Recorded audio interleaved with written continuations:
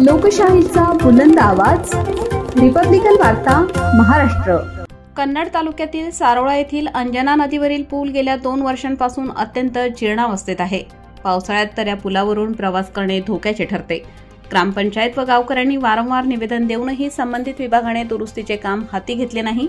त्यामुळे ग्रामस्थांमध्ये तीव्र असंतोष असून आता त्यांनी आत्मदहनाचा इशारा दिल्याने प्रशासनाची धावपळ सुरू होण्याची शक्यता व्यक्त होत आहे।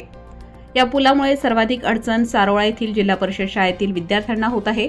पुलाच्या मार्गाने शाळेत येणारी 15 ते 20 मुली रोजच्या प्रवासाला मुकत आहेत। मुख्याध्यापक शेजवळ यांनी सांगितले की पुलाची अवस्था इतकी बिकट झाली आहे की मुलांचे शिक्षणच बळी पडत आहे।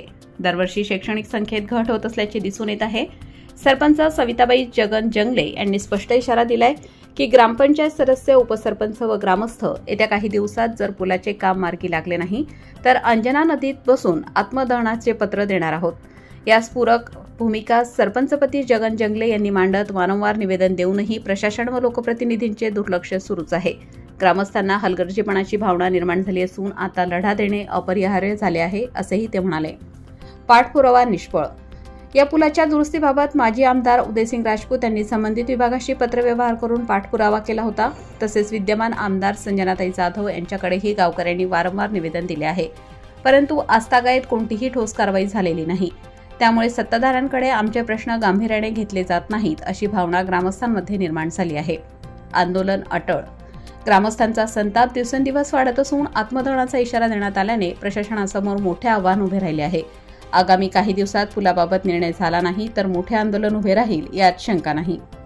वारंवार या पुलाचे निवेदन ग्रामपंचायत कार्यालयाद्वारे बरेच वेळेस देण्यात आले आहे, परंतु या प्रशासनाला बरेचसे यावेळेस जे निवेदन दिले असताना त्यांनी आम्हाला कोरडे आश्वासन दिले की आम्ही करून देऊ बाबा, या दिवसात या वेळेत करून देऊ। यांनी बरेच आमदार खासदार या पुलाकडे पाहणी करून गेले असता तरी पण या गावाच्या पुलाकडे सर्वांचे दुर्लक्ष आहे आणि तरी शासनाने लवकरात लवकर या पुलाची दखल घ्यावी।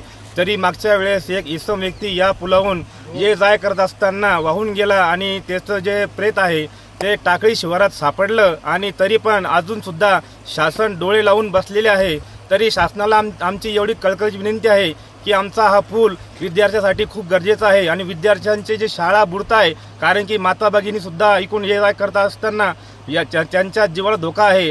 जर इथून पुढे जर जीवितहानी झाली तर याला जबाबदार कोण राहील हे आम्ही ठरवू वेळेवर। तरी शासनाला एक कळकळीची विनंती आहे की शासनाने लवकरात लवकर या पुलाची आमच्या या सारोळा गावाच्या अंजना नदीवरील हा मुख्य रहदारीचा मुख्य पूल असून या पुलाचे मागील अतिवृष्टीच्या काळामध्ये पूल वाहून गेला आणि या गावातील लोकांची फार समस्या बिकट झालेली आहे। दळणवळणाची सुविधा रुकलेल्या आहे, शेतकऱ्यांना जाण्या येण्यासाठी त्रास होतो, शाळेला विद्यार्थ्यांना शाळेत यायला त्रास होतो। 8-8 दिवस ते गैरहजर राहतात।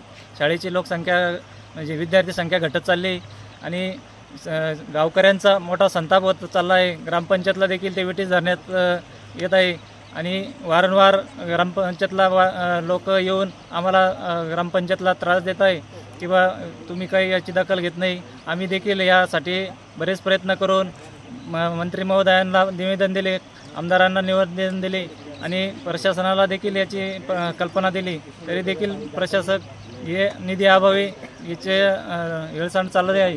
या गावात बरंचसं असं आर्थिक नुकसान होत आहे आणि विद्यार्थ्यांचं देखील शाळेचे नुकसान होत आहे। रिपब्लिकन वार्ता महाराष्ट्र प्रतिनिधी Milind Kumar Landge, Chhatrapati Sambhajinagar, Kannada. Subscribe now and press the bell icon. Never miss an update.